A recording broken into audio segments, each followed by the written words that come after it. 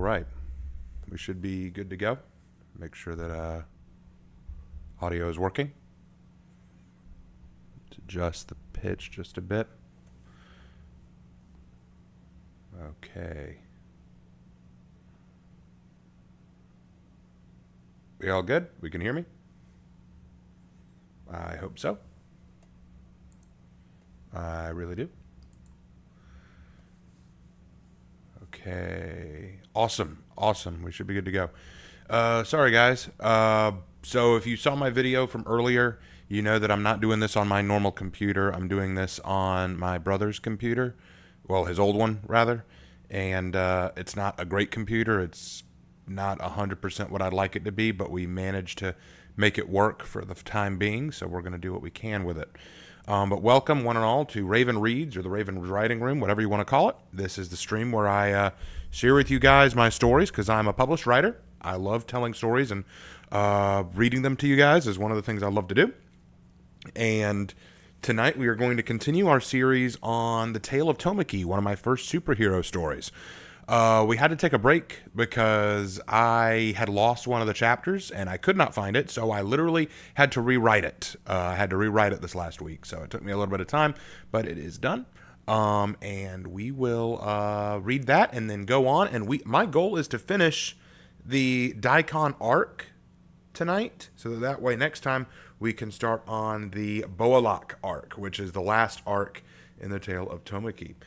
So I'm very excited for this. Unfortunately, it will take me some time with the Boalak arc because those chapters have not been edited yet. They need to be edited and prepared, so they will take some time, but tonight should be a lot of fun. Now, before we get into it, a couple rules that I do need to restate. The rules are as follows. Number one, this stream is about my stories and about reading and about telling them. We don't talk games. We're not here to talk about the new hero reveal. We're not here to talk about the new trailer that we just saw. We're not here to talk about For Honor. We're not here to talk about Dead by Daylight. We're not here to talk about the inauguration. We're just not here for that. We are here just for the stories. Okay, so please don't talk about that in chat. It's very distracting. Second, please be respectful to each other and to me. I know that I have to do a lot of different voices for this, and some of them are female. Please don't insult or anything like that. Don't tease. I've got to do the best I can, and don't tease or insult each other. If we have an altercation in chat, I will shut it down. And third and finally, have a good time. Enjoy what is here. Enjoy what's being read, and yeah, we'll just have a good time. Okay, without further ado, let's get right into it. We left off on chapter 33 of the Tale of Tomaki. It's a rather short one, but we'll get right into it. All right. Everyone in the diner stared at the strange woman that sat at the corner booth. She had her eyes on her cell phone and never looked up from it, even when she sipped her milkshake. She wore a hoodie with fur trim and warm jeans, dressed as if she were ready to go out in a snowstorm, and yet the temperature outside was only in the mid-60s. And even then, staring at this girl caused many in the diner to shiver. There was a strange chill that ran through the place just from her mere presence. She was a young black woman, her hair cut rather short on her head. Her eyes were crystal blue, and her puffy lips seemed to lock in a permanent smile as she read over the phone in front of her. Whatever her interest was with it, it had her rapt gaze. After what, an hour of drinking her shake and staring at the article on her phone, the waiter approached her nervously to ask if she needed anything else. "Not much," she answered with a soft smile, "but I would like an answer to a question." She slid her phone over to the waiter and pointed to the image on it. It was a news article about Tomaki's defeat of the dangerous alien menaces that had arrived in Shan City. "Could you tell me where I could find Tomaki the Golden Warrior?" Tomaki? The name caused even more interest from the diner. Many men and women slowed or stopped eating, surprised that this strange woman was interested in Tomaki. Few people were just interested in him, and many, even those outside the limits of Shan, were keen to avoid him if they could. I know that he lives in Shan City and that he works out of Zhongboro," the waiter replied. "Anything else besides that?" "Well, it's not like I know him personally, ma'am," he replied a little coolly. "I know he's considered a hero, so he shows up whenever there's a fight, and I think I heard somewhere he attends a high school in the area." This answer seemed to satisfy the woman a bit more. She stood up and left her money on the table, walking towards the door. "Keep the change," she replied. As she walked out the door, the chill in the air followed after her. The waiter glanced at the money, and he wasn't entirely sure what shocked him more about it. The fact that all the dollar bills looked frosted, as if freshly removed from a freezer, or the fact that she'd paid $25 on a $5 milkshake. I walked the park alone. There were people all over the place. Children running back and forth from playground to playground. Dogs barking at owners, playing fetch. Adults chatting, walking, running, and every other form of outdoor activity. The temperature was pleasant enough for the day that everyone was having, but I couldn't shake the frustration from my mind, making even this light, sunny day feel like it was weighing me down like a rain cloud. My arm was still in a sling, though it felt almost perfectly fine now. It was Dr. Thompson who had insisted I keep from using it for a while. She always worried about me, and I sometimes wished she didn't. I didn't feel I was worth the concern. I couldn't shake the anger and frustration I held in my gut. Though she said she forgave me, I could tell Victoria was still disappointed in me for killing Vokon and his crew, and Master Hayato was barely speaking to me. I'd not been to the dojo in a few days since I was having to recover, and Hayato was still unhappy with everything. And I couldn't blame either of them. I was mad at myself, too. Hosha said that Vokon deserved death, but that wasn't the point. I hadn't killed him for righteous reasons or out of self-defense. I'd done it out of vengeance. I wanted payback. I wanted Vokon to pay for what he'd done. And as Master Hayato taught me, vengeance is simply the first step on the road to destruction. Victoria had forgiven me. Hayato would forgive me in time. But I wasn't sure I forgave myself yet. It'd been 2 weeks since then, and in that time, Hosha's reinforcements had arrived. The Galactic Patrol, they called themselves. They'd been the ones in charge of the cleanup of Vokon and his followers. None of them were especially upset about Vokon's death. Not like I was, anyway. As I sat in the grass, staring out at the park, contemplating everything, it began to dawn on me how chilly the air felt. In fact, it shouldn't have felt this cold. I blinked a few times at the change in temperature as it made my eyes feel dry. I then stood up and heard the soft footsteps of something approaching. I spun around and saw a woman. She looked close to my age, maybe a bit older. She had black skin and short-cut hair and puffy lips. Her eyes were deep blue, and she wore winter-style clothing, which suddenly seemed appropriate in this temperature. Whoever this woman was, she wasn't normal, and I could tell. "Are you Tomaki?" she asked. "Yeah." "The name's Renee Frost, but you can call me Ren if you like. Everyone does." She beamed brightly, her teeth white like snow. "What do you want with me?" "I'm here to offer an invitation," she said simply. "I represent an organization that is very interested in you." "Pass," I answered firmly. Renee's smile faded fast. "Well, that was fast. You don't even want to hear the details?" "Joining a group or team is out of the question." "Well, I think you should reconsider. Our organization is called SCAR, Supernatural Crisis Awareness and Response Team.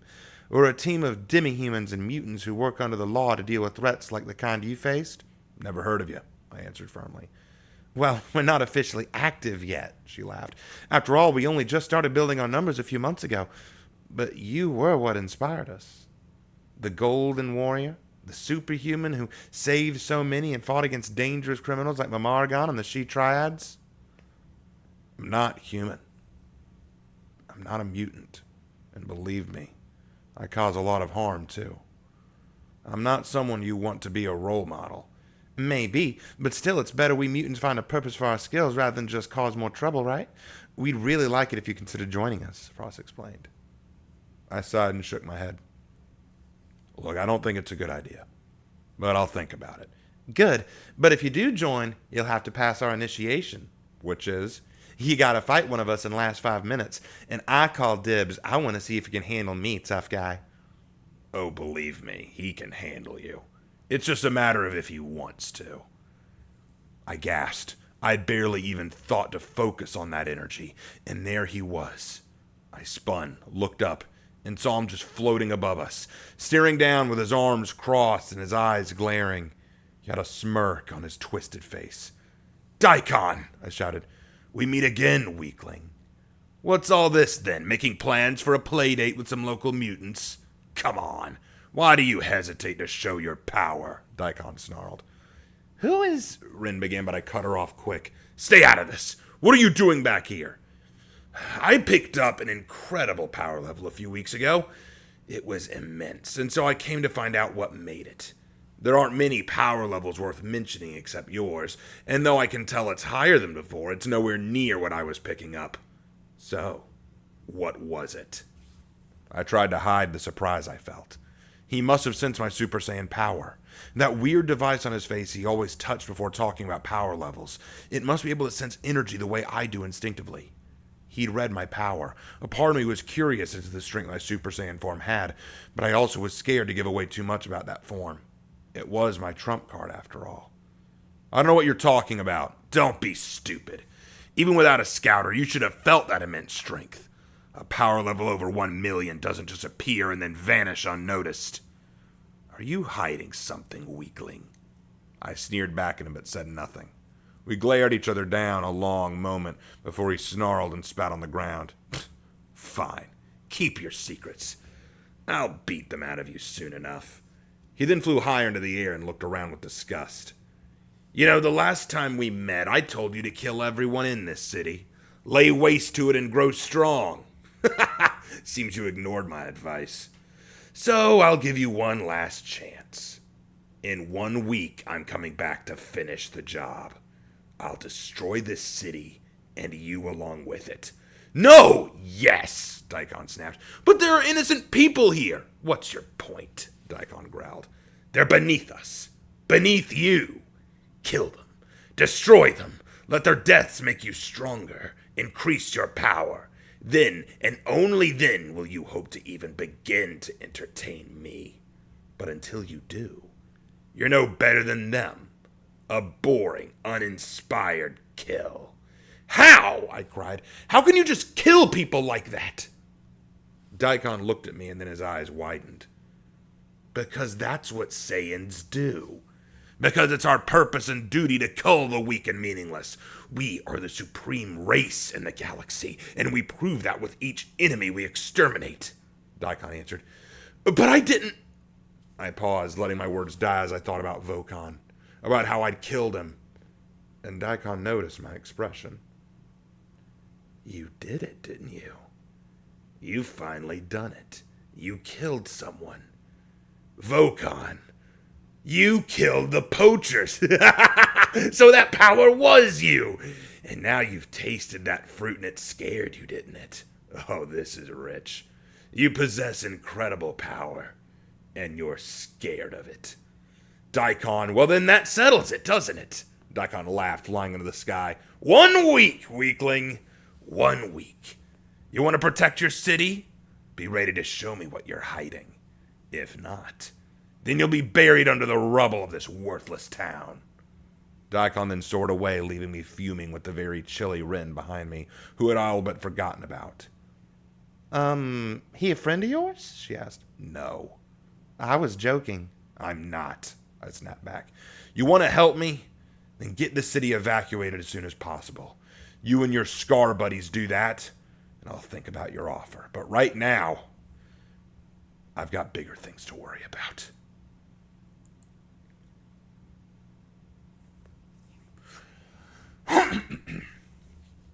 Chapter 34. Victoria, Mr. Rhodes called as he walked into his house. He was carrying groceries under his arms and he was smiling from ear to ear. Sweetie, you all right? I thought we could grill burgers tonight. There was no answer, but Chief Rhodes could hear the faint sound of the TV in the other room. He frowned curiously and set down the grocery bags in the kitchen. Sweetheart? Again, no answer. He walked to the living room and breathed a sigh of relief when he saw Victoria still sitting on the couch. Her eyes were still bandaged as she was leaning back on the cushion. Honey, are you all right? I was calling when...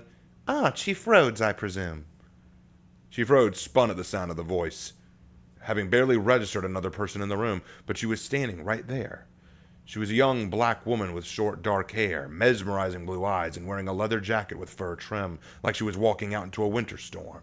She was smiling at him and sitting in the armchair he usually used for reading. Rhodes' hand instantly went to his hip for his gun, but Victoria smiled. Oh, sorry, Daddy. I was caught up speaking with Miss... You can call me Ren, she said with a polite nod. I was just speaking with Victoria about who I'll represent. But you're actually the man I came to see. Ren? Chief Rhodes asked. Ren who? Renee Frost, if you need the full name. I represent an organization called SCAR. We're a small up-and-coming emergency response unit meant to deal with supernatural and extraterrestrial threats. Well, I wasn't informed of this new law enforcement group, Rhodes growled. Ren nodded. Yeah, we've been on the down low for a while. I only joined up a few months ago myself. I think there are currently 4 members besides me, and we were hoping to do some recruiting in Shan City. And you had Tomaki in mind, I take it, Rhodes asked. Were you the one he spoke to me about last week when he turned Cordo Taiga Park into a winter wonderland? Yes, and I'm sorry for how that turned out. We just got excited, and then, of course, that Daikon character showed up. He really did come off as quite abrasive. Yes, he is, Victoria agreed. Well, most of our members in SCAR are mutants or metahumans who went through alterations, experimentations, or just various changes. But Tomaki is a born and bred fighter. I was hoping I could learn a bit more about him and if there were any ways to win him over. Well, if he's not interested, I'm not going to force him, Rhodes challenged. And I still haven't given my approval of this SCAR organization of yours. Who runs and funds it? What kind of members are you recruiting from and where? Who... You came here to ask about Tomaki, Victoria asked. This brought both Mr. Rhodes and Ren to silence as Victoria sat up. I'll tell you what you need to know about him, Miss Ren, but you won't like it. Won't know until I hear, Ren giggled, and Victoria smiled. Well, Ren, the first thing you need to know is that Tomaki is afraid. Ren's smile vanished. Afraid of what? That Daikon fella? Victoria shook her head, and though her eyes couldn't be seen, it was clear that they were sad. No, Daikon isn't what Tomaki's afraid of. Daikon's just a reminder to Tomaki of what he is. And what he is what he's afraid of. What is he? Rhodes asked curiously. What exactly is he? Victoria leaned back sadly and bit her lip as a gentle tear ran from under her bandages and stained it. He doesn't know. And the answer is what frightens him most. But when he finally figures out who he is... Victoria's voice trailed off, and Rhodes and Ren both gulped in realization. Who was Tomaki? What answer would he draw? And what would happen when he finally figured it out? Hosha watched as armed guards began marching up and down the command ship orbiting planet Earth lazily. Through the sensation of tensity was palpable on the ship. He stared out of the observation window, watching the slowly spinning orb before him. Though the world looked like another pristine world he'd visited, he knew that on this planet lay some of the most powerful warriors he'd yet seen. And that thought had him a bit spooked. Captain, a soldier spoke up. Hosha turned to see a few officers in familiar uniforms saluting. One was holding a small tray in his hand with a blue light glowing from the flat surface. The Galactic Council would like a word, sir. I'll bet they would. Very well. Hosha turned to face the line of officers as the middle one held out the tray. As he did, the blue light grew ever brighter, and out of it emerged a holographic image. On it were 5 hovering blue faces, each one looking vastly different from the others. One round and bug-eyed like a giant fly. Another sleek, feminine and soft with long tendrils for hair that ran past her face. Another was hard and scaled like a reptile with fangs poking from either side of its mouth. The fourth looked like a big fish with a large mouth that didn't seem to quite close properly and eyes on either side of his head. The final head had 4 eyes, each one on a stalk and growing out from either side of its face. These were the 5 senior members of the Galactic Council. Of course, they weren't the only members. There were no less than 89 planets that made up the Galactic Council, and thus each planet had a representative. These 5 were just the ones who would be spared to deal with this issue. Captain Hosha, the big head growled, the report we've received is far from satisfactory. According to your written report, you have yet to apprehend Daikon, and instead are delivering the remains of 3 members of the Galactic Poachers, including Vulcan. That is accurate, sir. And I saw what was sent back. We can barely identify that. Was it a puddle of material? What did you do, disintegrate him? One of the others asked. We needed him for questioning. That fat fool Juga is as dense as he is thick, and we can't get any intel out of him. Explain why and how you killed Vulcan. Hosha hesitated a moment. He hadn't killed Vulcan. It had been Tomaki. But how would the Council react to hearing a rogue Saiyan besides Daikon was on Earth? Things could get far worse here and fast. Best not to mention Tomaki for now. Vulcan underestimated the citizens of this planet. They put up a strong resistance, which made defeating him easier than expected, Hosha answered. Earth? The woman asked dreamily. I was led to believe it was a backwater world, with an average life form power reading of no higher than 1,000 at the absolute highest. It seems there are exceptions, ma'am, Hosha answered, wishing the topic would move on to other areas. Avoiding discussing Tomaki was difficult. The stalk man clicked and whirred a few times, his language bizarre, but understandable. No, sir, I do not currently know where Dokkan is. I have men investigating and searching for him, but I'd rather not get too close and incur his wrath. When was his last known sighting? 3 weeks ago, in a city called Shan. He engaged some of the locals. He grew bored and flew off to find more chaos. That is the extent of my knowledge. Not a great deal to go on, the reptile man snarled. Daikon has become a real pain in our side. Various council members are calling for his head due to what he's done on their planets. This Saiyan menace needs to be held accountable. I agree, sirs and madam. I will continue to pursue the Saiyan. Hosha turned to leave before he was interrupted by the woman. A moment, Captain, the woman said with a misty voice. We have one more order of business to tell you. Councilman de Freischut of Lupine II has come to us with most grave news. New rogues have landed on Earth. Hosha cursed under his breath. This was the last thing he needed. Affiliates of the poachers? Hosha asked. No. 2 are hunters of the Monstanzer people. Hosha's eyes widened a fraction. The Montanzer? Here? They almost never leave Lupine II. What brought them to Earth? Well, that's what we're calling to inform you about, Captain, the fishman growled. They are pursuing a dangerous refugee from their planet. One of the Tainted. Hosha's face went pale and then horrified. What? A Tainted Montanzer is on the planet? You can confirm this! There's no telling what will happen if the Tainted gets too close and spreads her corruption, or worse, if she crosses paths with Daikon, the fishman said. You are to extend aid to the Montanzer hunters in any way they require. This is top priority, Captain. I'm sure I don't need to tell you how dangerous the situation may become if we are not careful, the fishman finished. Hosha nodded, not needing them to outline the danger. A tainted Montanzer was not nearly as powerful or destructive as a Saiyan, but their unique form of corruption, if left unchecked, could cause a catastrophe. And if she ran into Daikon... I understand, Hosha said. We are sending you the contact information and coordinates of the Montanzer hunters on planet. Rendezvous with them immediately. The tray hologram then vanished with a blink, and Hosha found himself grabbing his helmet and pulling it on swiftly as all the officers in front of him exchanged nervous looks. Get to your stations and prepare for orders. We have a planet to protect. As the soldiers ran to their duty, Hosha silently cursed his rotten luck. Ah, Tomaki, you better come out of hiding soon. Things are about to get really ugly for your world.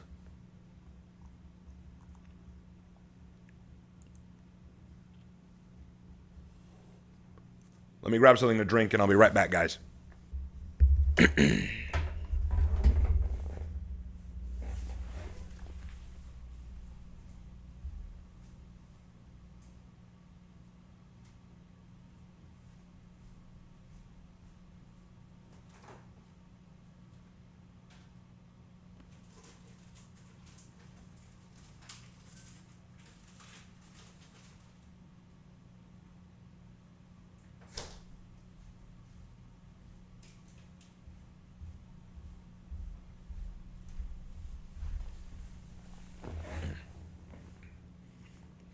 No, there is currently no art of Hosha. He is one of the only characters who doesn't have art.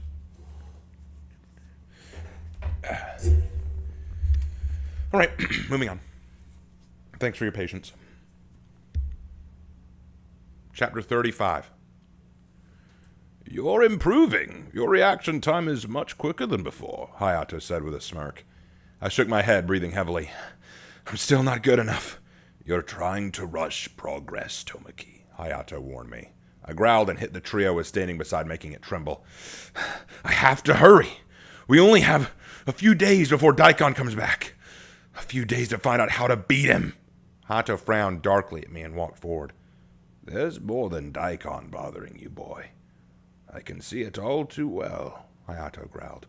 You're scared of something, and until you overcome that fear, there's no point in prolonging anything further. Master, you know what frightens me. I'm afraid of becoming like Daikon. Why? Hayato snapped. You've never been like him before. But I have, I answered. You said it yourself. I went after Vokan for vengeance. To kill him, to get even. And you regretted it in the end. That's not true, sir, I answered. Hayato blinked. What? I don't regret it. Master Hayato, I don't regret it. I'm glad he's dead. Yes, I know I shouldn't have done it. I know that I crossed a line, and it hurts me so much to know I let you and Mom down, but I don't mind that Vokan is dead. He was a monster, a disgusting, ugly bastard who deserved everything I gave him, and when I was fighting him... Master, when I go Super Saiyan, I enjoy every moment of it. It's like I'm someone else. It's like I'm turning into Daikon. I was upset about how disappointed you were when you learned. How disappointed Mom would be. But deep down, I can't deny how I felt fighting him. Watching him struggle against me. Watching him fight someone worth my power. You're starting to sound like... And that's what I'm scared of, Master. What if I go Super Saiyan again and I forget who I am? What if I become something I'm not? Who else will I kill? How long before I start traveling the stars looking for other races and species to conquer like him and like my parents? There was a long silence between us, and I stared up at Hayato at last, and he grit his teeth. I think I'm starting to understand your concerns now, Tomaki. You're not worried about having to be like Daikon to stop him. You're worried that you'll become like him regardless, because of what you are. Yes, sir. Hayato closed his eyes a moment and nodded. To be honest, this is something that has concerned me since Belle told me about you, he admitted. You're not human. You're living among foreigners. I always thought about what might happen if your own kind ever showed up to take you with them or to claim you, and now it seems that it's happened. Perhaps meeting Daikon has started to stir a familiarity in you. I don't know, sir. I just don't know. I don't know. Let's break for the day, Hayato conceded. You're in no mental state to keep training. We'll try again after you've calmed down. I only have a few days left, sir. Daikon could show up any day. Then I suggest you do some deep meditation and try to come to terms with who you want to be, son, Hayato snapped back. I don't care what you were born as or what your kind have done. Who you are has always been your choice to make. And I know it's not an easy one. And I know that you're scared to make that decision. But your destiny is not set in stone. Go contemplate on that in the woods for a while. And when you're ready, we'll continue your training. Run, Faye! Run away! And she'd run.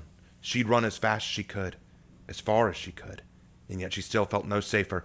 Don't look back! Find the patrol! Tell them! Warn them! And that followed the sound of laughter still echoed in Faye's ears. She screamed as the forest exploded around her from the force of the eruption. Tears ran down her face as she screamed and tried with all her might to flee the monster behind her. The Saiyans were supposed to be extinct, a dead people, and yet one had been there, and he'd. She can't be dead. She can't be. Are you all right? Faye became aware of a voice speaking to her, someone touching her, though she could not see them. She reached out to the voice. She did not know it, and yet it seemed kind. It pierced through the laughter of the Saiyan and the scream of her mentor. Wake up. It's okay. With a shriek, Faye felt her eyes burst open. The darkness shattered like glass as she realized she was laying on the cold ground. Blades of grass all around her. Above her was a figure in a familiar uniformed armor. He looked like a galactic patroller. Hosha! Commander Hosha! I found her! She recognized his insignia. This was the Galactic Patrol. The man who walked over was wearing heavy armor with a helmet covering his face. Her eyes widened and she reached out towards the armored man. Easy. You are still disoriented, the figure spoke, his accent thick and his movements precise.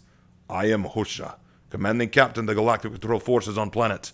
I was told to come find you. You are Montanzer? Who are you? Faye. Faye of Bloodrock. You're Montanzer, then, Hosha whispered. A young one. Faye normally would have bristled at that. There was no question that she was young to be a hunter, but she had proven herself to her family and to her people.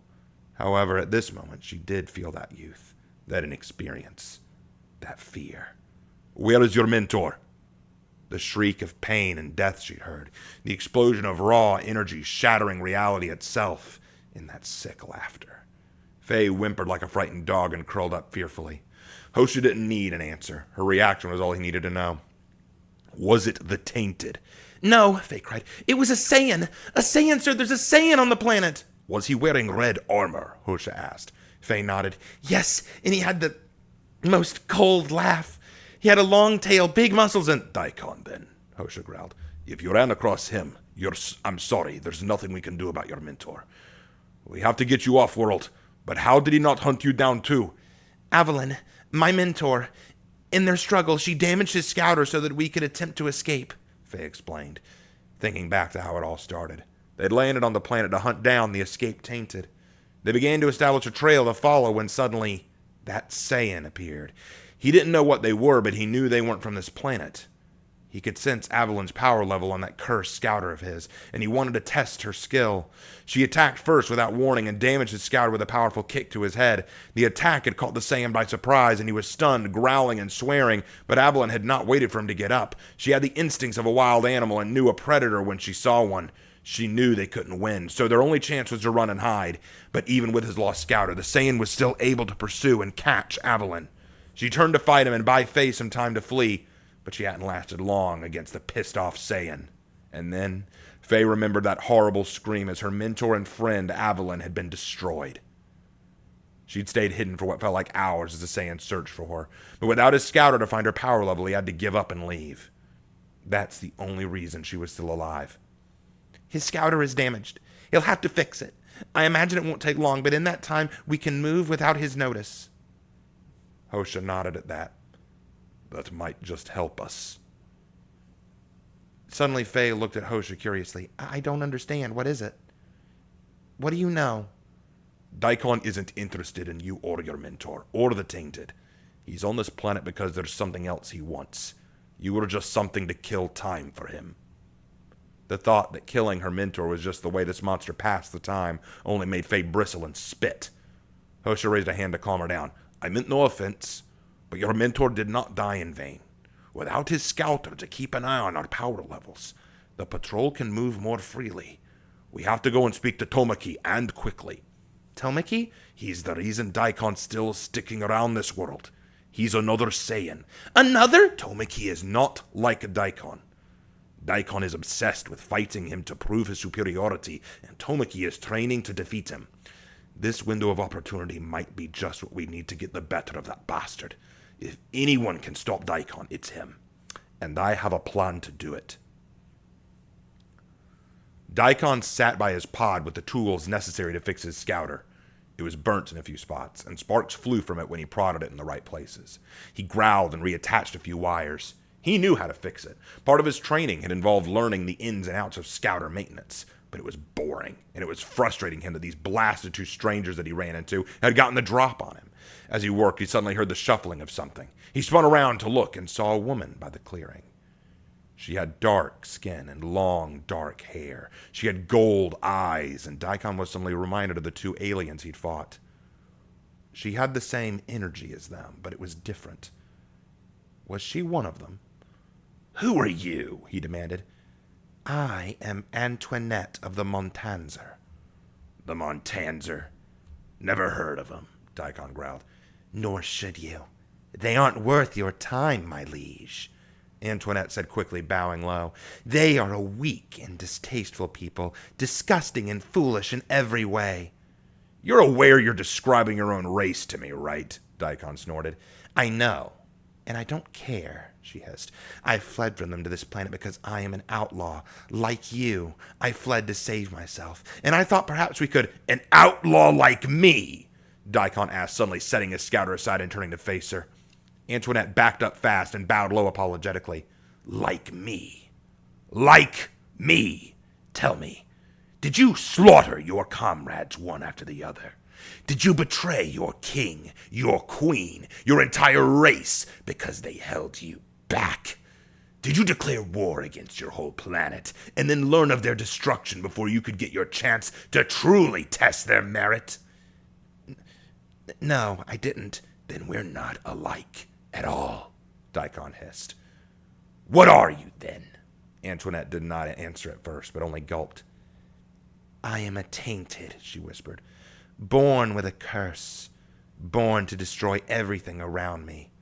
Fascinating, Daikon answered. So just a disease-ridden nobody. Not worth killing. Get out of my sight. He turned and walked away. I can help you, she cried. My curse. It can make you powerful. It can make you unstoppable. If you'll help me destroy the rest of the Montanzer... Before she could finish, Daikon rounded on her, his hand on her throat. Help me. I don't need your help, he snarled.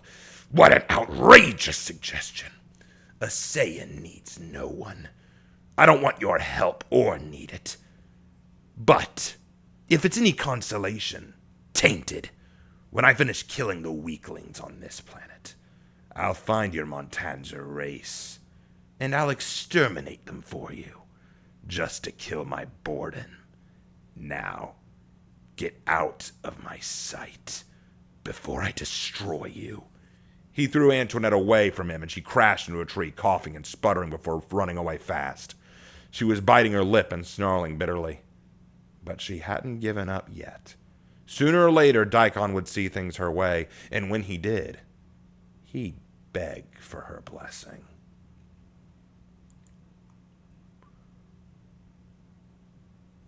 Chapter 36. I'd seen old space movies with Mom when I was a kid, but I wasn't prepared for this.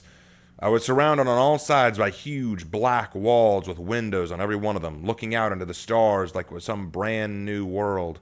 Below was the planet I called home, though I suppose, given what I knew, it wasn't my real home. The thought of being so high up above my world was something sobering and also a little terrifying.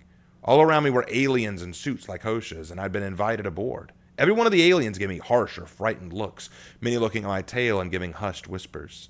Seemed Saiyans weren't popular. Hosha stood up for me, led me away from them.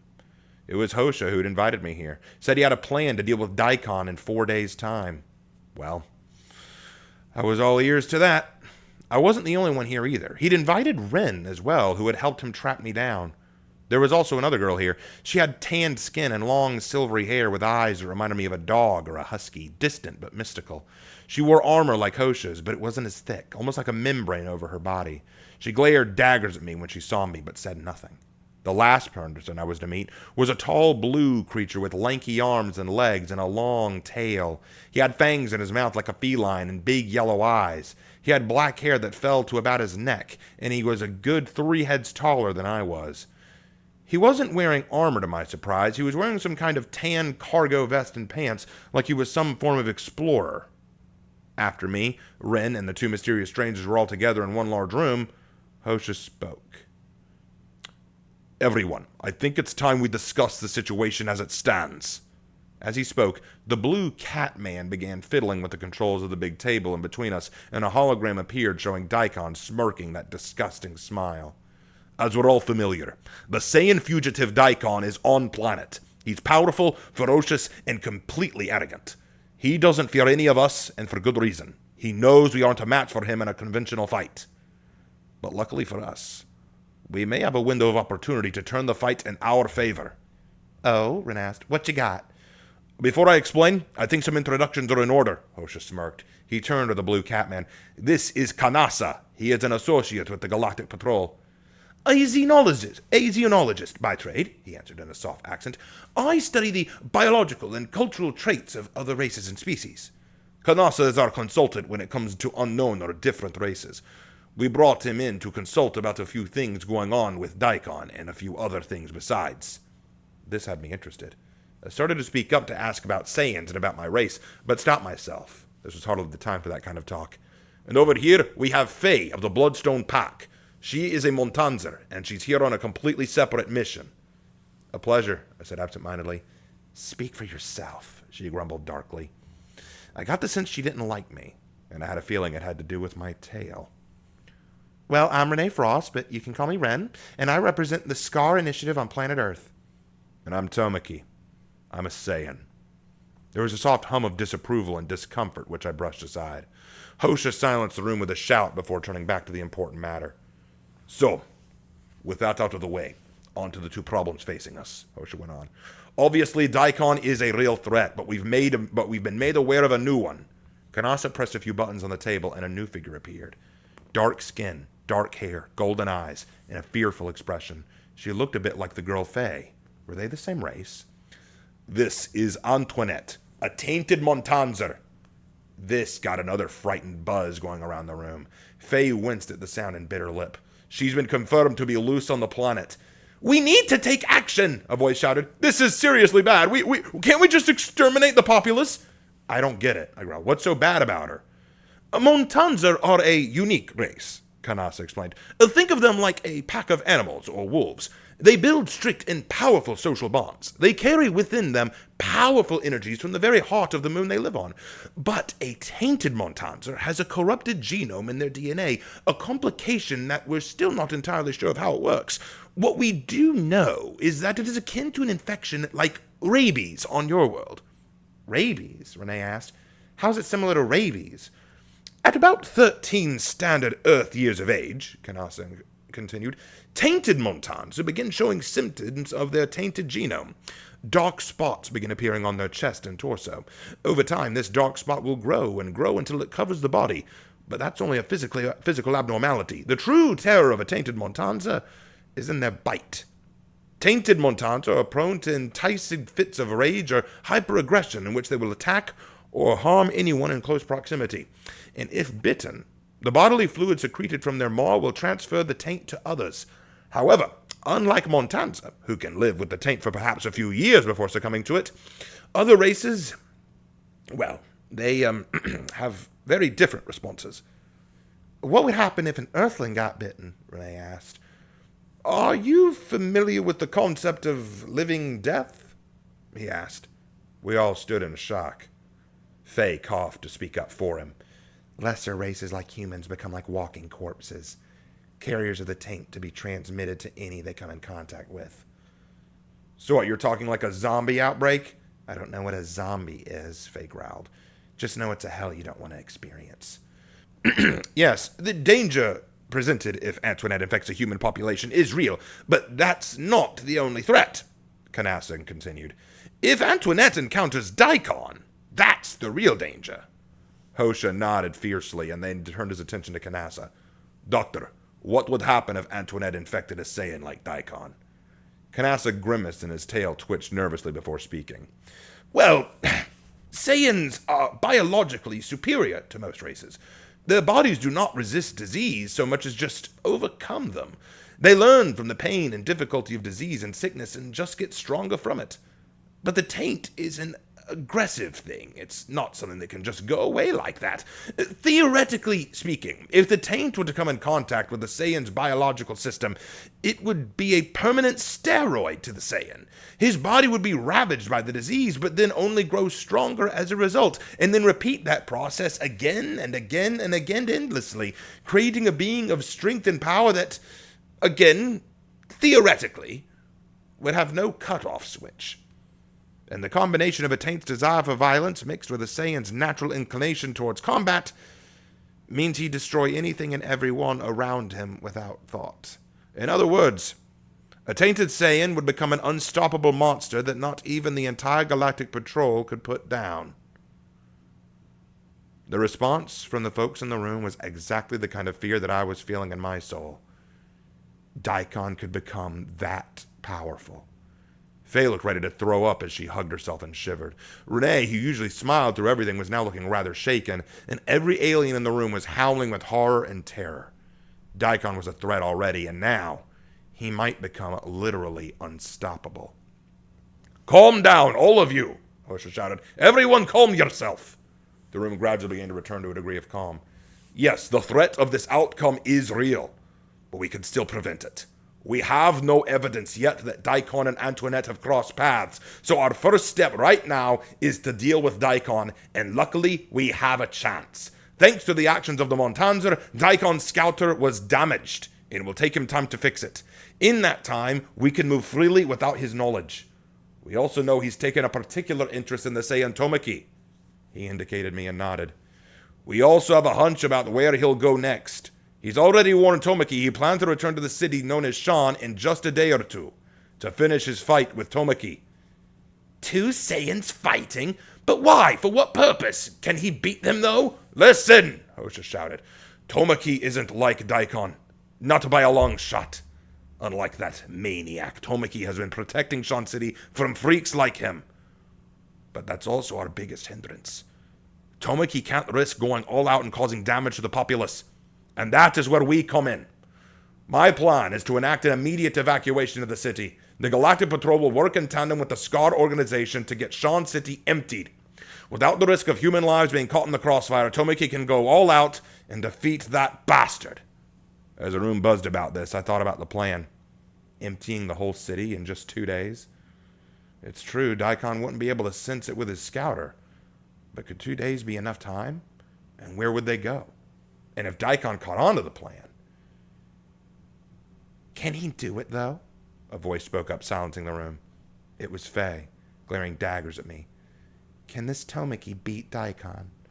I watched that monster kill my friend and mentor without batting an eye, and she was the strongest person I knew. Can he really beat Daikon? And that was the question that haunted me. Could I beat him? There was only one thing that left me to come close. Super Saiyan. Super Saiyan could beat him. But could I use it? Sure, there wouldn't be any people around to get in the way, but would it still be all right? Could I stay who I was? I looked down at my feet in fear and in uncertainty. I closed my eyes a moment and sighed to myself. I didn't know what would happen to me when I went Super Saiyan against Daikon. What would happen from there, I didn't know. But all I did know was that up until now, Super Saiyan had helped me win every battle. And now that Daikon was becoming a massive threat to not just Earth, but the galaxy, I didn't have a choice. I had to try. I'll beat him. Count on it.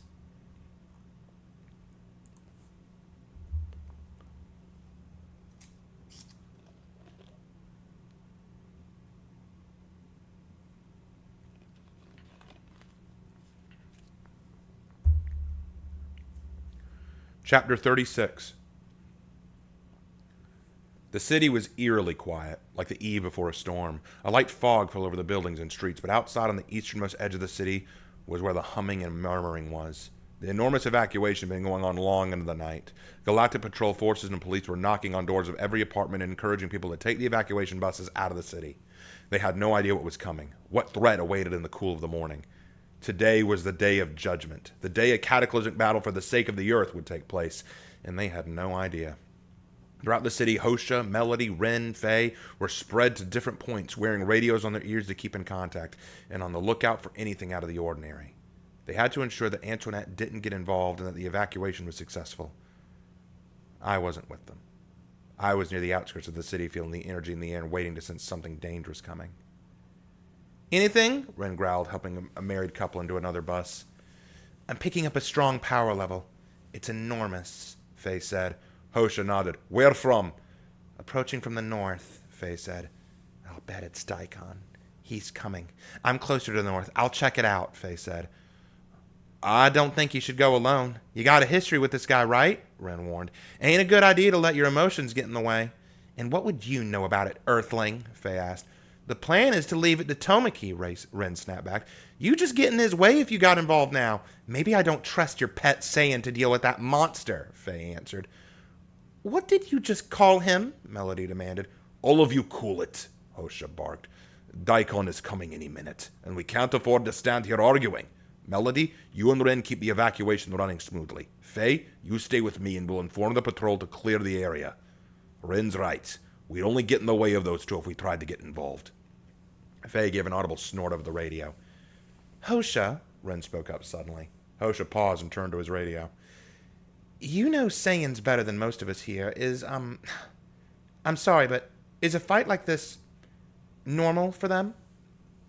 Why do you ask? Hosha asked. What she wants to know, Melody spoke up. What do you think will happen? Hosha kept running towards his subordinates as he replied. I prepared for the worst, he answered. That Daikon wins. No, that they destroy the city in their struggle. It was 6:30. School would be starting soon, if it was open. I stood in the outskirts. I remembered when I'd fought Mamaragon, that difficult fight, but Daikon, he was beyond that. I stood as the wind blew past my face and the mist slowly lifted from the world. I closed my eyes and tried to relax my mind and senses, when suddenly it struck like lightning. I felt a tremendous surge of power and I spun around. It was him. Daikon! He levitated above the earth like a god ascending to judge. His face was twisted in a sinister sneer as he glared at me. He spat at the ground below and aimed his right hand at the nearby farmhouse, and with just a mere gesture, a brilliant burst of red energy flew from his hand and struck the building, creating a massive explosion and reducing the farmhouse to mere rubble and smoldering ruin. I winced and turned my attention back to Daikon, who was now raising his hand towards me. So you're here. Good, Daikon smirked. He touched his newly repaired scouter and smiled. And your power level is certainly more impressive this time. Still not a real challenge, but commendable. Guess your fight with Vokon really did help you. I also don't sense any life forms in this city. Tell me, did you go on a killing spree and try to power up before our showdown? I didn't answer him, and he just laughed. Don't bother lying. I already know. Let me guess. The city's being evacuated, or in the process of it. I'm no fool. I'm sure your friends were just trying to stall for time, make it so you wouldn't be held back by their lives. I grit my teeth. He already knew our strategy, but that didn't change what we had to do. They don't matter in this fight, I snapped. You're exactly right. They don't matter. Not at all, which is why they will die. I will remove them from this fight entirely. I said leave them out of it. I'm going to destroy this city, weakling, Daikon hissed.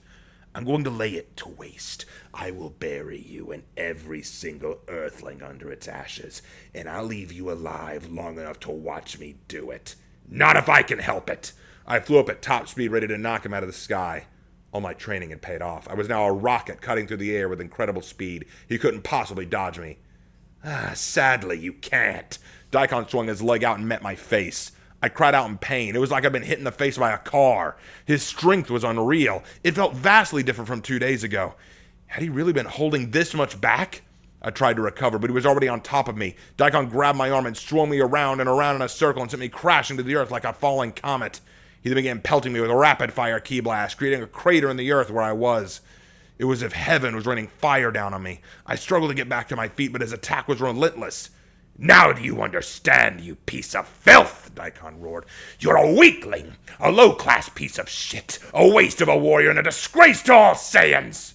He landed next to me and grabbed me by the collar, lifting me up. You don't even deserve to be classified as dirt. He threw me with all his force, sending me spiraling back towards the city. I rebounded myself off the nearest building and tried to recover. Damn it! What the hell did he... Daikon had flown after me, and his fist was burying itself in my stomach. I coughed loudly as blood burst from my mouth, and I crashed clean through a nearby office complex. I smashed through desks, terminals, and then back out the back of the building. I recovered and responded with a fierce ki blast. The blast missed as Daikon dodged to the side and kicked me hard in the chin, knocking me high into the air. Before I could even start to plummet back to earth, I felt him grab my ankle and whip me back towards the ground, flailing like a rag doll. I hit the ground full force, the earth shattering under the impact. I groaned and crawled to my feet as Daikon hung in the air, glaring at me in disgust and contempt. Pathetic. I actually thought you might give me some entertainment. But you're so busy thinking about keeping this city and its people safe that you won't even focus on fighting me.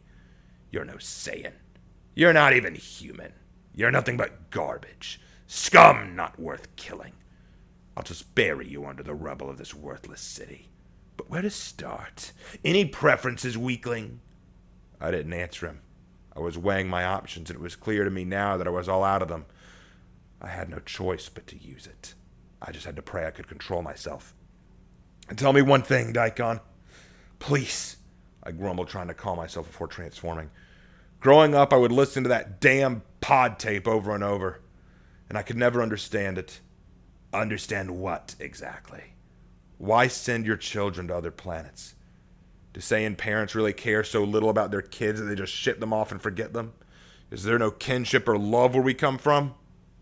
I honestly didn't care so much for his answer. I just needed to keep him talking while I caught my breath. Daikon stared at me and burst out laughing. What nonsense is this, Tomaki?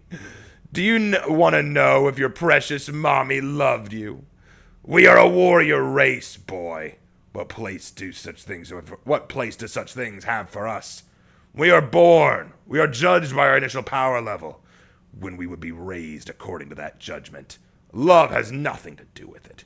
It's about honor and pride. The strong would be trained and groomed for glory. The weak would prove their minor worth by conquering a lesser planet. And if you died in the process, well, you weren't fit to call yourself a Saiyan. Why do you ask? Miss Mommy and Daddy, little boy. Do you want to know if they loved you bunches before you die? I smirked and shook my head. No, I don't really care about my Saiyan parents. I have a mother here who loved me. She loved me so much she gave up her life to save me and help me awaken my power. I released it. My power began to flow off me steadily but slowly as memories of Mom filled my head.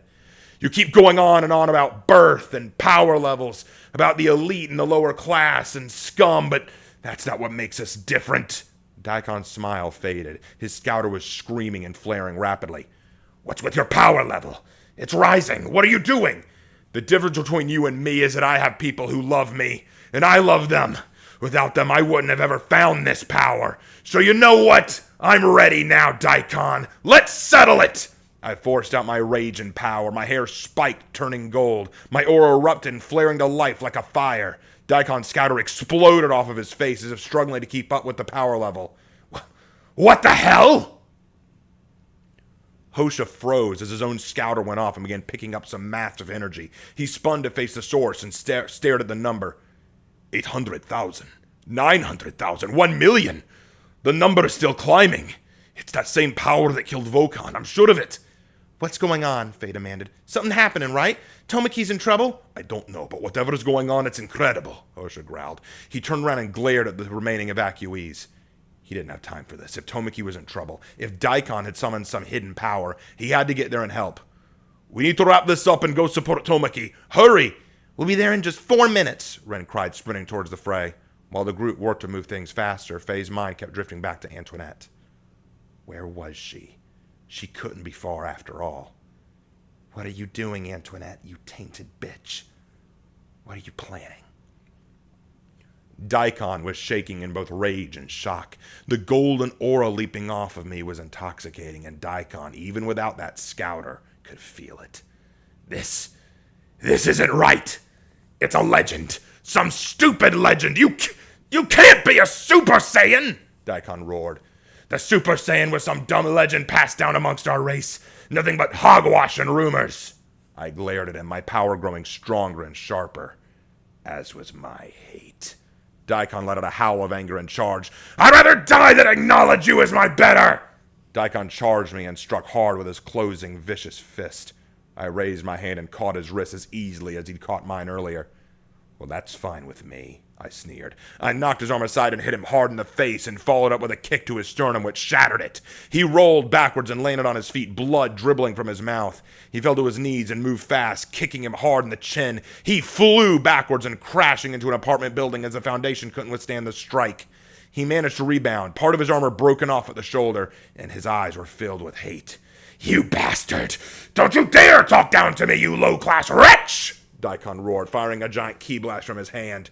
I dodged and returned with one of my own. He leapt aside just in time and began shooting a volley of ki to follow up. I knocked them all aside and flew towards him. Daikon tried to maintain his ground, but the closer I got, the more he was sweating. There was a hint of fear in his eyes. He was starting to realize it. This wasn't an illusion or trick.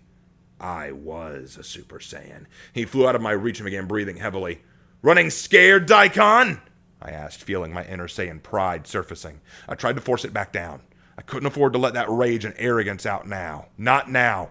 Daikon was furious, and he charged me again. I charged back. We began exchanging strikes and blows rapidly, but no hit he threw touched or resonated. But each one that I landed felt good. I liked it.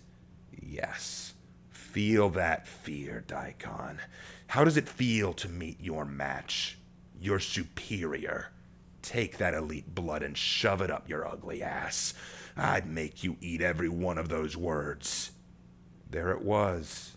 That Saiyan anger, that pride. Fight it, Tomaki. Fight it back. You can't give in to that. But why not? It's what you need to beat him. And doesn't it feel good to destroy your enemy? Daikon threw a fast kick, only for me to dodge and strike him across the jaw. He jumped away, and I moved fast behind him as if he were moving in slow motion. Now do you understand your place, filth? I snarled back, repeating his own taunts to him that he'd said to me earlier. He threw a backhand strike, and I snapped his wrist with my hand. He howled, and I grabbed him by the face and slammed him to the earth. You're a weakling, a low-class piece of shit, a waste of a warrior, and a disgrace to all Saiyans, I mocked him. Don't you mock me! His roar never finished as I stomped on his face and slammed him into the earth. Don't speak back to your betters, I hissed before kicking him away. Daikon rolled to his feet, fear and despair in his eyes. But he wasn't the only one afraid. I could hear my own voice, my words. This wasn't me. Stop. I need to control myself. Remember who I am. Are you ready to die, weakling? I asked. Not quite, Daikon snarled. In fact, I just got a new idea, Tomaki. Come get me, Super Saiyan! Daikon spun around and began flying away from me towards the city center. I took off after him, wondering what had changed. Daikon wasn't the kind to run away this quickly. What was his plan? I couldn't let him have his way. But the further we got to the center of town, the more civilians there would be. Well, what did that matter? They were just civilians. Just humans that got in the way of our fight. No, stop that. Stop thinking that way. I had to be careful here to regulate my power. I had more power than Daikon now, but I couldn't afford to be reckless with it again. Why not be reckless? Go wild. Destroy him. If a few die, it's worth it. Stop! I was getting more and more afraid of this. What do I do? How do I stop thinking like this? If I couldn't get hold of my power, this bloodlust, Daikon wouldn't be the biggest threat to Shan City anymore.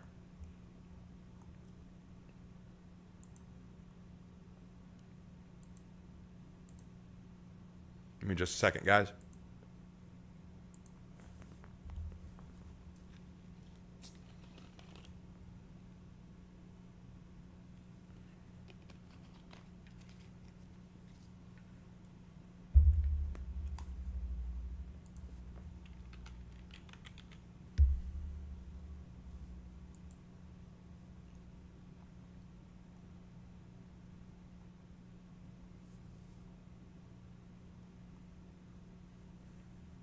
Hold on, guys. I just got a text.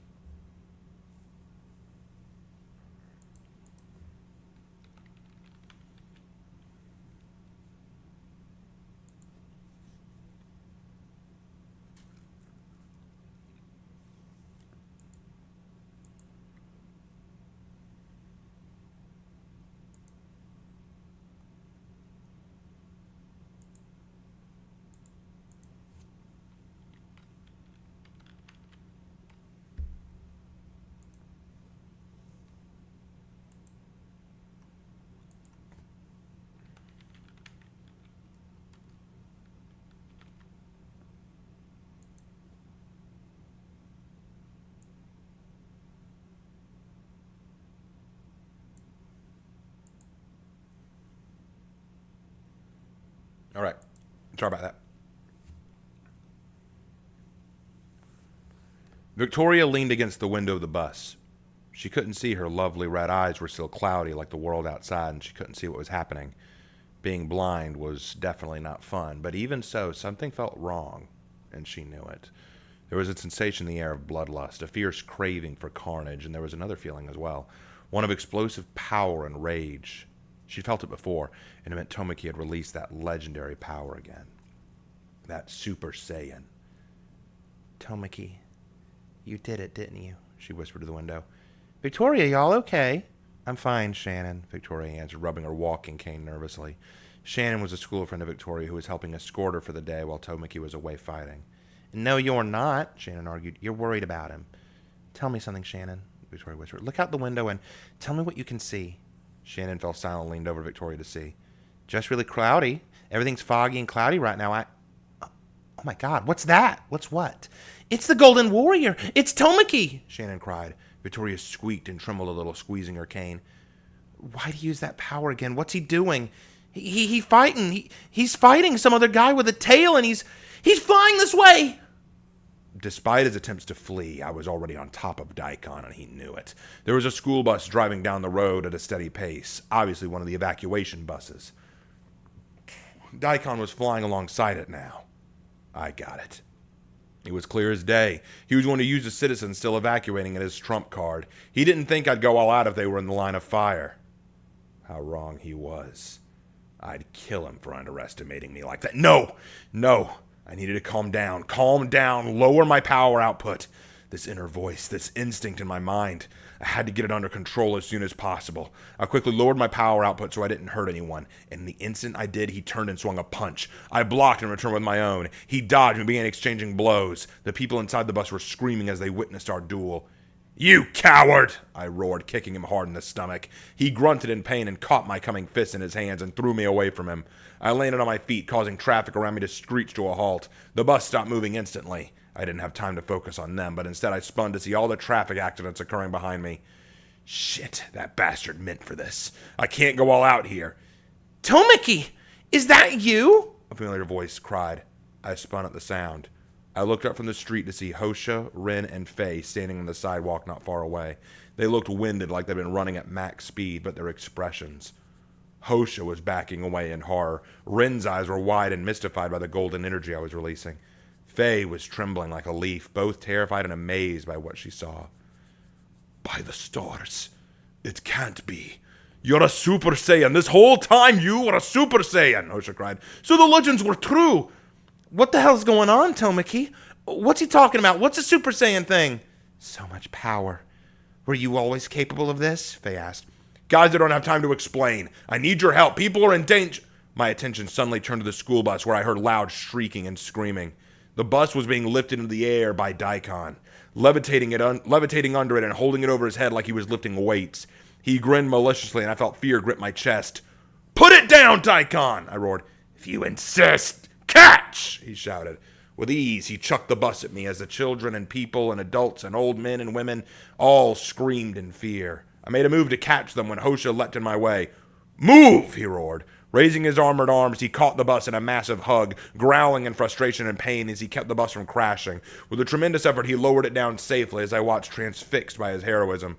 Hosha! Leave it to us, Tomaki. Daikon is trying to break your spirit. Break Might, the Super Saiyan power, according to legend, is a manifestation of a Saiyan's ultimate rage and fighting spirit. He's trying to break you, hurt others around you. Fight Daikon. You can defeat him, Tomaki. As he spoke, Rin ran forward and struck the side of the bus hard. From her hands, the side of the bus began to freeze rapidly, the steel seeming to wear away as she did. She then peeled away the sides of the bus like it was the skin of an orange. Faye, with a powerful leap, threw herself onto the roof of the bus and then grabbed the roof with her inhumane strength and began ripping off the roof of the bus, pulling any weaker, smaller kids and adults out through the top. I couldn't stop myself from staring in relief. After a moment, I quickly turned to face Daikon again. Only he was gone. Where'd Daikon go? Come out, you coward! There, Faye cried. He's over there! I looked to where Faye was pointing. It wasn't far, only about 50 meters. Daikon was standing in front of two girls. One I recognized to be Shannon from school. I didn't know her that well, but I could remember a face. As for the other girl, my heart stopped. My blood ran cold. Her light hair and her beautiful face, the cane in her shaking hand, the way she tried her best to stay clinging to Shannon like a lifeline, who herself was trembling terribly. Victoria! In that instant, something deep within my soul roared to life, and I wasn't going to repress it this time. Just please leave us alone, Shannon whimpered, and Daikon smiled. Don't worry your pretty little heads. I won't kill you. You're just not even part of this fight. I need that weakling to break like a twig, so be a pair of good hostages and scream a little. I won't, Victoria snapped. Tomaki's gonna destroy you. So you know the weakling. All the better. Perhaps you'll be the right tool to break him. He reached out and grabbed her wrist forcefully and yanked her towards him, causing her to squeal. Such a good voice. Now use that voice to scare Tomaki into powering down. Let me go! Once you give me what I... Victoria was released in an instant as a golden missile struck Daikon so hard in the chest that his armor shattered like glass. Daikon's eyes bulged as blood burst from his mouth and nose like a fountain. Victoria couldn't see what had saved her, but if she could, she would have seen an enraged Saiyan. Daikon's plan had backfired. Tomaki was far from broken. You bastard! I screamed. How dare you! Daikon flew into the sky from the force of the strike, and I pursued him. My rage was climbing by the second, the look of fear on her face, that expression of confusion and terror, and the sneer of that monster. I'll leave nothing left of you!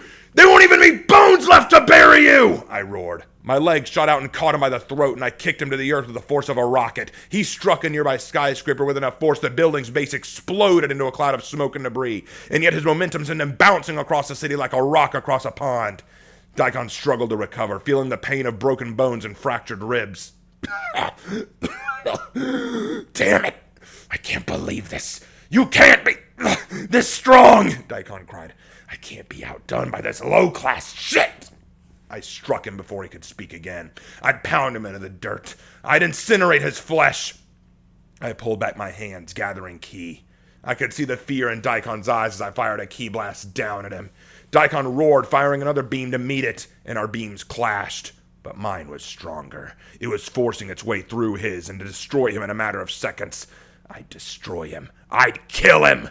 And Daikon knew it. It was all over his face. I roared. My blast swallowed his whole, and then striking Daikon with full force. I sneered and lowered myself to the ground. Daikon was barely standing. His armor was all but destroyed. His body was blackened with burns, and his breathing was ragged. Bastard! Daikon howled. I lowered myself and landed across from him. I was furious. I wanted him dead. The voice in my mind begging me to stop was getting further away now. I didn't want to hear it. We were far enough away, and even if we weren't, I just wanted him dead. You ready to die, Daikon? Kill me, and you'll never learn about your people, Daikon growled. I don't give a shit about my people. I began building up power into my hand. I'm gonna blast you to pieces, and you can take your secrets with you. You son of a bitch. If a loser like you can obtain the Super Saiyan power, then I guess it's not worth the hype, he hissed. Keep telling yourself that. I started to raise my hand when I felt something. Something new. I spun to see her bolt out of the shadows of a burning building. It was the dark-skinned, long dark hair and golden eyes. It was her. That woman from the briefing. Antoinette, the tainted. Where had she come from? What are you... Before I could react, she lunged at Daikon and then bit his bleeding neck. Daikon howled with pain as her teeth dug into his flesh, and he threw her off furiously. You bitch! What have you... Daikon's eyes widened, as did mine. The area around where she bit began to turn black, and it was spreading. And it was then I remembered the briefing. Antoinette was a tainted Montanzer, and if she spread her taint to a Saiyan like Daikon... No, you don't! I fired the ki blast and saw Daikon's body get swallowed by it. I then flew off the ground and rained down ki blasts one after another to overwhelm him. When I glared down to see where he stood, I expected to see a broken body. But no, he still stood there intact, and he looked even more surprised than I was. He was looking at himself as if he himself were stunned by his own survival. The black markings were spreading over his body rapidly. Injuries were healing. His eyes looked bloodshot, and he was shaking. What? He cried. His body was bursting with a strange purple aura that I'd never seen from him before. It wasn't like his normal energy at all. It was fierce, somehow foreign. This energy, where did it come from? Daikon asked. Whatever it is. It feels great. Amazing. Daikon smiled broadly and laughed. This is incredible! What's going on with Daikon? Ren asked. Hosha, Ren, and Faye had followed the two at their battle, and escalating now was now observing from a safe distance. I saw that blast hit him. It should have killed him. I mean, even if it didn't, he shouldn't be laughing like that. Faye was sneering at the aura. It's Antoinette. It's her doing. She did it. What? You mean she... Antoinette bit him. She spread her taint. We're too late. Calm yourself, Hosha snapped. It's not the end yet. Don't forget, Tomaki is a Super Saiyan. Will that even matter? Faye demanded. You're putting a lot of trust in a legend here. I'm still confused about the whole Super Saiyan thing, Ren growled. I'll explain it to you later, Hosha snapped. Right now, we have to try and make sure we limit collateral. We can't get involved in this fight now. This fight is literally beyond us. You can't be serious, Ren snapped. Tomaki needs all of us right now. He needs our help. She ran forward as the air began to chill, but was stopped by Hosha's armored gauntlet. No, stay back, child. Why? Damn it all, so we just stand here and watch this? I'm not a spectator. If I can't help Tomaki fight Daikon, then I'm hunting down that Antoinette and taking her out. In that case, I'm coming too, Faye agreed. Just don't slow me down, Ren shrugged. Damn you, Daikon, I snarled.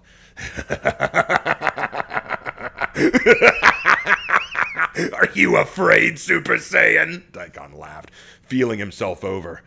I'm a little surprised by this power, and yet it feels so very right. So come on then, weakling. What do you say we start round 2? Daikon launched himself up at me, and I blocked his attack. I was able to block it rather easily, but there was more power now. Where was Daikon's newfound power coming from? Had this aura saved him and revived him somehow? Daikon pressed the attack and began firing rapid strikes. I dodged and blocked each of them, keeping him back just enough that he couldn't touch me. And yet he was getting closer with each blow. How much stronger had this taint made him? I returned the attacks with blows of my own, our high-speed exchange of strikes causing a blur of limb movements that I was only barely able to follow myself. It was a battle of instincts at this point. The very air was reverberating with our strikes. You're nothing anymore, Super Saiyan! Daikon roared, kicking me hard in the abdomen. I took the hit and flew back. It didn't hurt that bad, but it was stronger than before, which meant he was getting more powerful. I darted back at him and we collided. Again and again we flew at each other like a pair of comets, slamming into each other trying to break the other first. I had the raw power, but it wasn't enough. Each time I struck, it was like he was just took the blow and then recovered within moments. The taint, the disease that was given to him. It was ravaging his body, but his Saiyan cells were healing and recovering, growing stronger. My blows were only superficial if he could recover that fast. He was making progress on me, minimal though it was. He was starting to make his blows stick. Your attack nearly killed me, weakling. We Saiyans learn from near-death experience. We turn near defeat into an increase in power. Each death blow you deliver only strengthens me. And yet this is all you can do? Not very impressive, I snarled. Daikon just laughed and struck me in the chin. I flew back and rebounded off the building behind me. I struck him through his defenses and slammed my fist into his chest. Reject! I roared. The blast hit.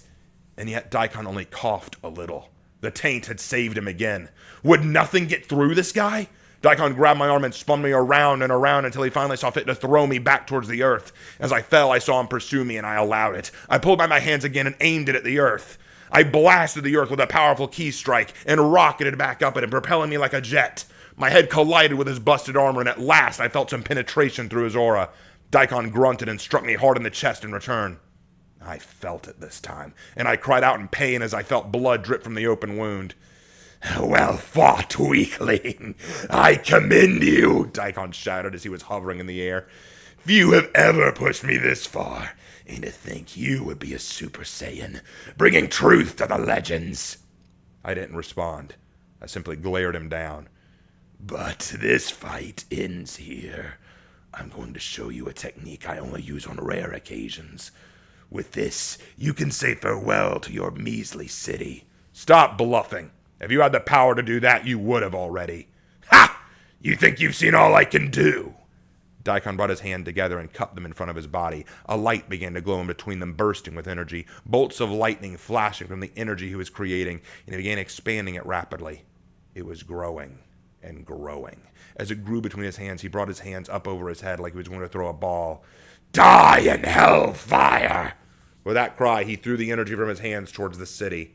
I flew between the blast and the city and tried to catch it, and just as it reached me, it passed through my body like a specter, and I felt it enter me. I screamed. I screamed as the energy began to destroy me from the inside out. I thrashed and roared in agony as the pain was becoming unbearable. How predictable. I knew you'd try to block that, which is what I wanted. That energy is a torture beyond anything you've ever known. How does it feel? Does it hurt? Do you wish you could die and make it stop? I can give you that pleasure. I roared louder as my ki ignited. I fought the pain. I had to overcome it. But it was intense beyond comprehension. I'd never felt this much pain before. It was like bursts of fire were exploding inside my body. But I had to keep fighting. Farewell, Tomaki, Daikon laughed.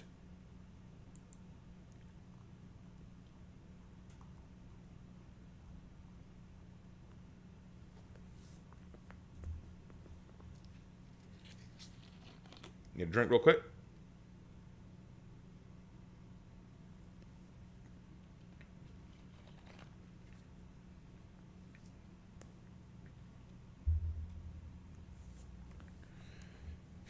Antoinette watched the battle unfold from a distance, her grin widening with each movement. That's Daikon. He's something else. Is it just his Saiyan blood, or is he a genius of fighting? Either way, Antoinette! The roar came from behind. Antoinette turned to see two girls running towards her. One was black-skinned with short-cut hair and blue eyes, and she had a dangerous look about her, and the air around her was freezing cold. Ren, or something. The other. Faye, Antoinette laughed. Oh, now how on earth did you get here? Did you and those fools back home miss me that much? You bitch, she screamed. Look what you've done. You spread your taint to the Saiyan? Do you even know what's going to happen now? Do you even understand the destruction this will cause? So what? Antoinette hissed. A little destruction could do this whole fucking galaxy some good. A world this corrupt, this wicked. Maybe it needs to be destroyed. Can I punch her now? Ren asked. Faye held out her hand to stop her. This won't stop with Earth or the solar system, Antoinette. Daikon will destroy countless worlds. Is your revenge really worth this risk? Aw, what's wrong with a little risk, Faye? Hold on, I got a question, Ren spoke up, the ground beneath her feet turning frosty. Why are you interested in the Saiyans? What good are they to someone like you? Antoinette laughed. That's a joke, right? Tell me you're joking. Even you must realize the power these Saiyans wield. Such power at my beck and call. My ambitions will be realized. And these Saiyans are the key. What ambition? Ren asked. Why go through all this? Revenge, Faye explained. She wants revenge on our race, our world. And she's using Daikon to do it, to satisfy her twisted sense of justice. You say it with such flippancy, Faye. If it were only so basic as that. My hate for you, my loathing for my disgusting rock of a homeworld, it will never be satisfied, she snarled. Well, you didn't count on me, Ren hissed. She thrust her hand forward and a torrent of ice flew towards Antoinette, who jumped out of the way. If only it were that simple, Antoinette laughed. But try your luck, little girls. Ren charged Antoinette, with Faye right behind her. It felt like my whole body was on fire. I could barely remain in the air. Daikon struck me hard on the chin, and I spiraled out of the air fast. Daikon was gathering ki to finish me off. I tried to bite back the pain, fight through it. I gathered all my energy and raised it, intensifying the power. And now you die, Daikon laughed. Daikon and I both turned, just as an explosion hit below us in the city. Below, I could see three figures. One was definitely Ren, her body expelling torrents of flowering blasts of ice and snow as she pursued the other figure, who was obviously Antoinette. The third figure must have been Faye, though it was hard to tell. Her body appeared wreathed in some kind of fire. With a howl, she leapt at Antoinette, who dodged, only to be met by Ren's chilly touch. It was then I noticed something else. My pain was gone. Daikon had lost focus on me, and as a result, his technique had weakened. I could fight again. I had to win this battle fast before he pulled something like that again. Daikon! I roared, my ki exploding and radiating, causing a shockwave of power. Noticing my sudden explosion of energy, Daikon quickly flew back to get some distance. Shit! Stupid mistake getting distracted. No matter, I'll just do it again!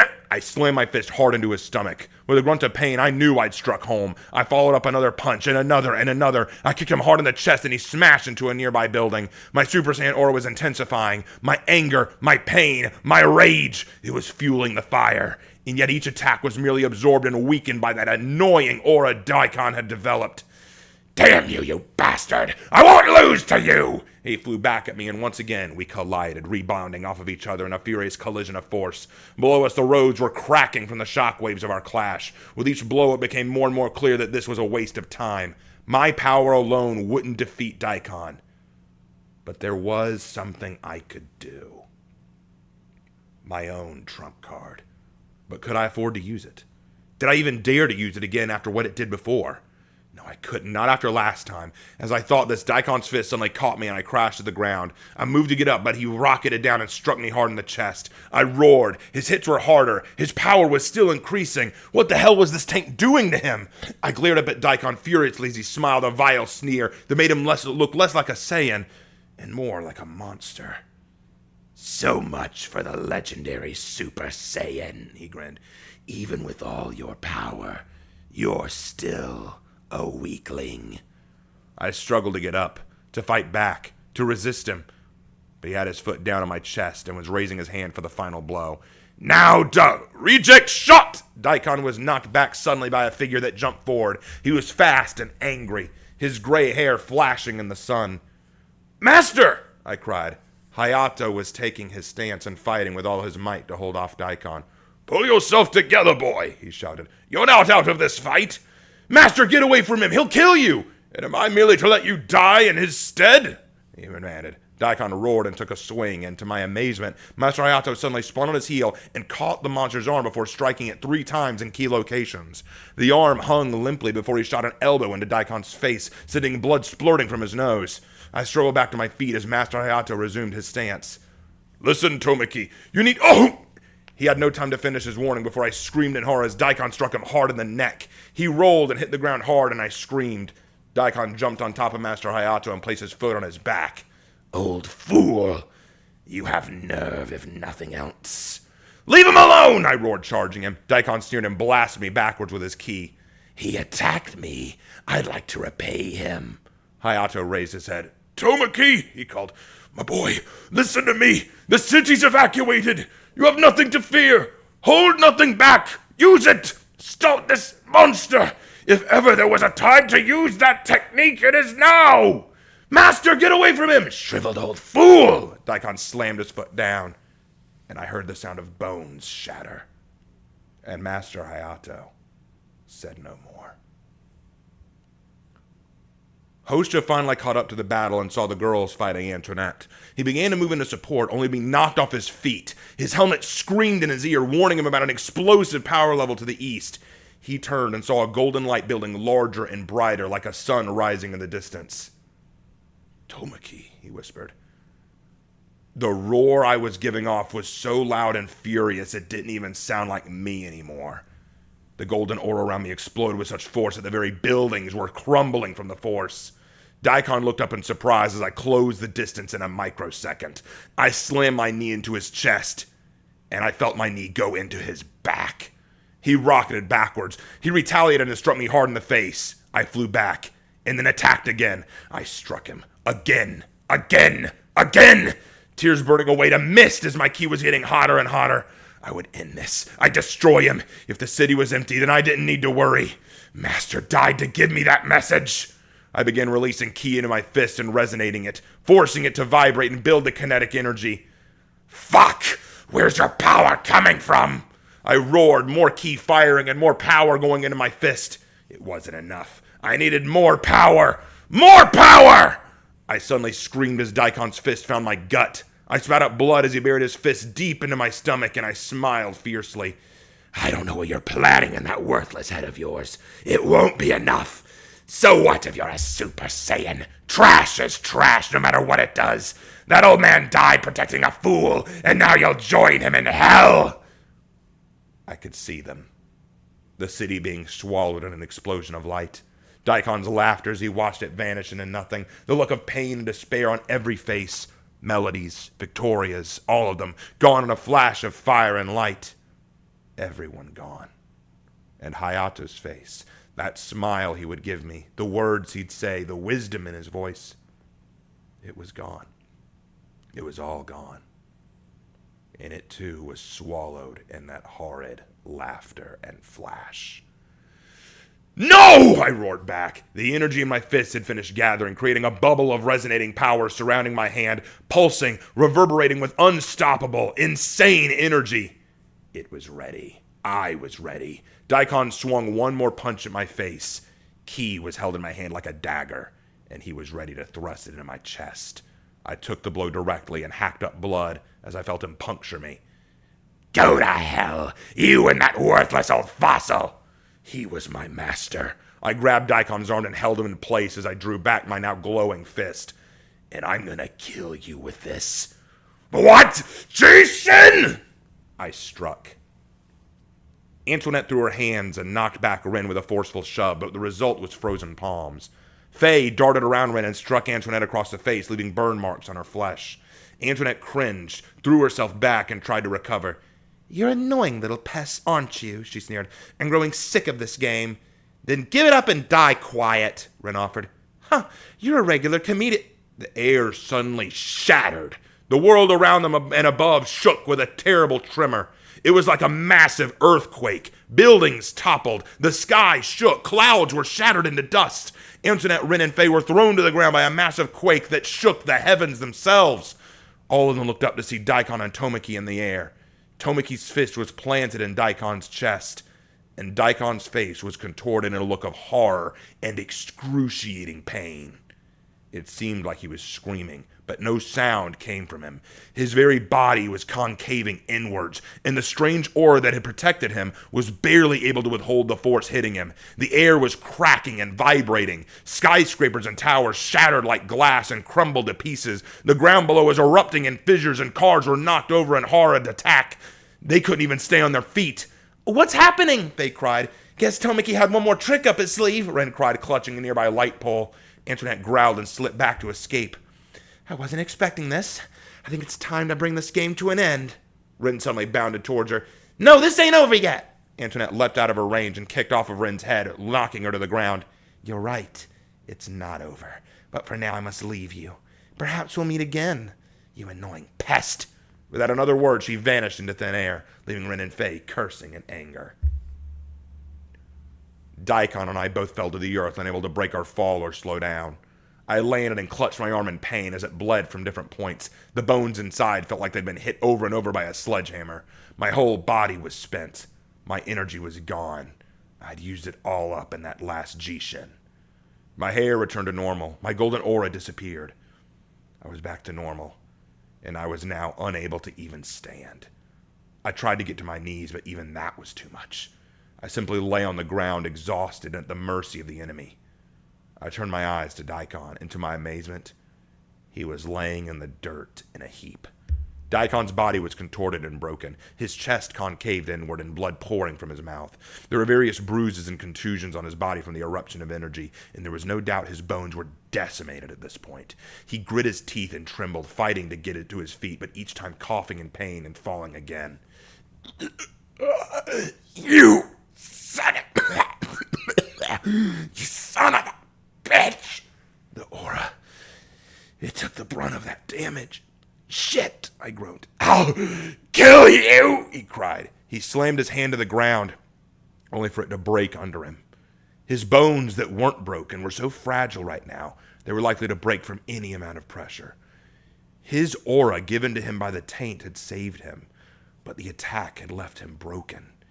I had no way to fight back. If he did manage to throw another attack, I wouldn't be able to do anything about it.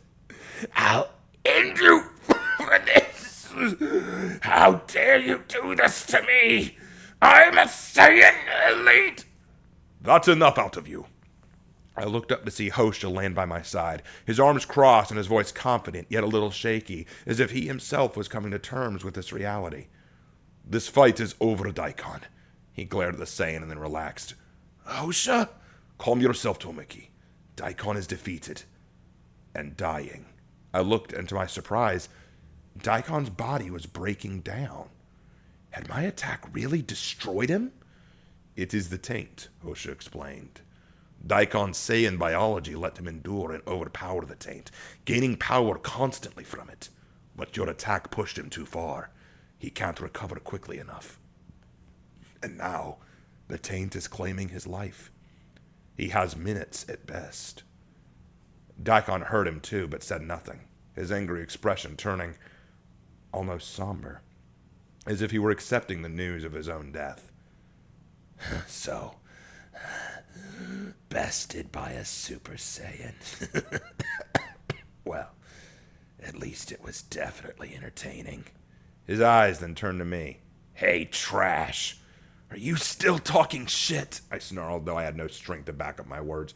Don't get cocky just 'cause you won. You're still garbage. But you might just become something worthwhile. I blinked. Was I getting praise from him?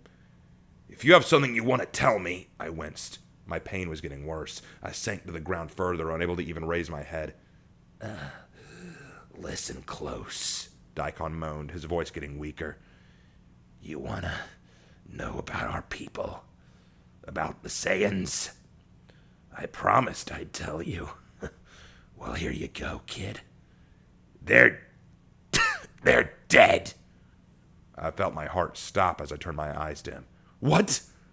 We're the last of our kind. Only a handful of us survived the extinction. Our world was destroyed. I heard it was an asteroid, but I doubt it. I'm not sure what or who killed our kind. But know this. There are only a handful of Saiyans still alive. You among them. You better not stay a weakling. You hear me?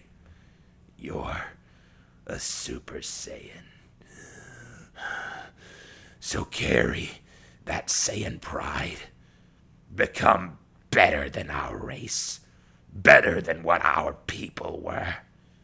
Bring pride to the Saiyans. I turned my eyes to Hosha, and his expression told me that Daikon wasn't lying. I then looked at my dying foe and spat. Like I care about any of that. You killed my master. You threatened Victoria. You tried to destroy my home.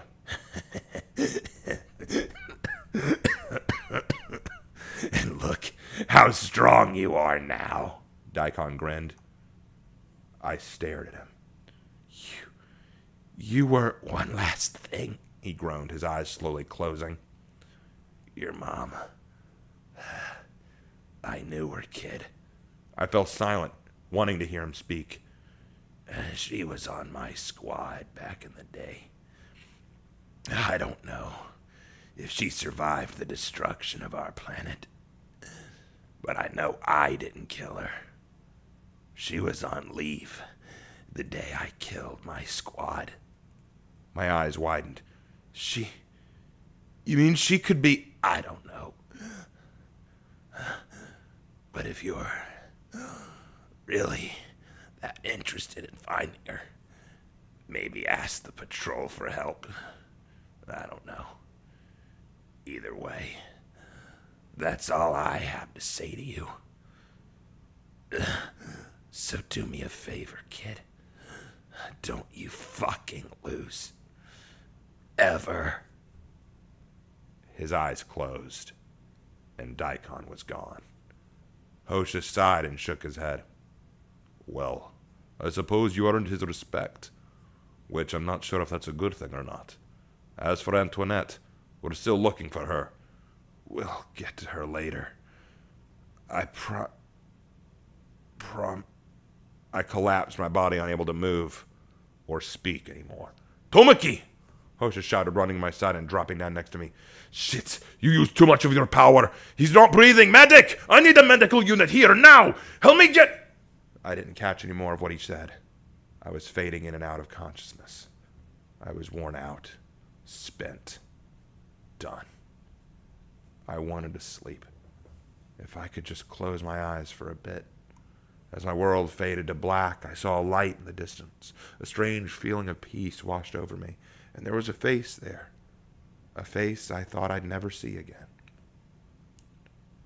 Mom?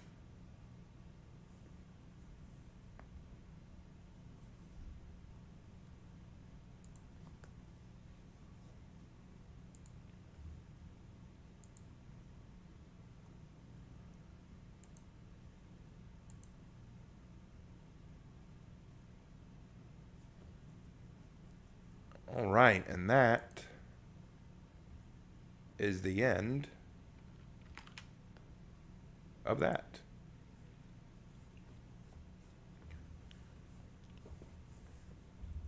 Take a minute, collect yourselves. Let me know what you thought in the chat.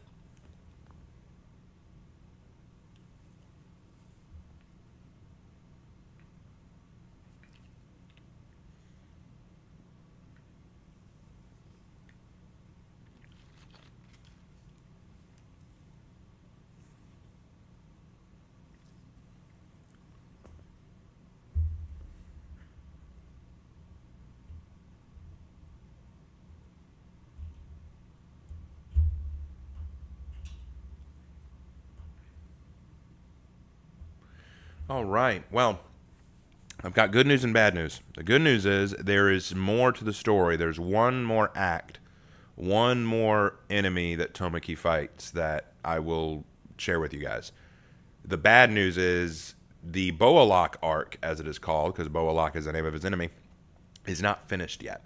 I need to finish editing it, and then I will read it to you guys. I will try to edit what I can this week. However, this week is also the week that the new hero comes out, so I'll be spending a lot of time doing stuff for the new hero. As a result, I may not have a lot of time to work on the chapters. If that's the case, what I'll do is next week I'll read a few short stories to you guys. We'll take a break from the Tale of Tomaki, and then we will come back to the Tale of Tomaki once I have some stuff edited. All right? All right. Well, I really hope that you guys enjoyed the story so far. I've really enjoyed Tomaki. I hope you guys understand how much I love his story. And thank you guys for dealing with me and putting up with me. Really was a fun stream. Really had a good time. Thank you all so much. And as always, guys, I will see you in my next video. Take care.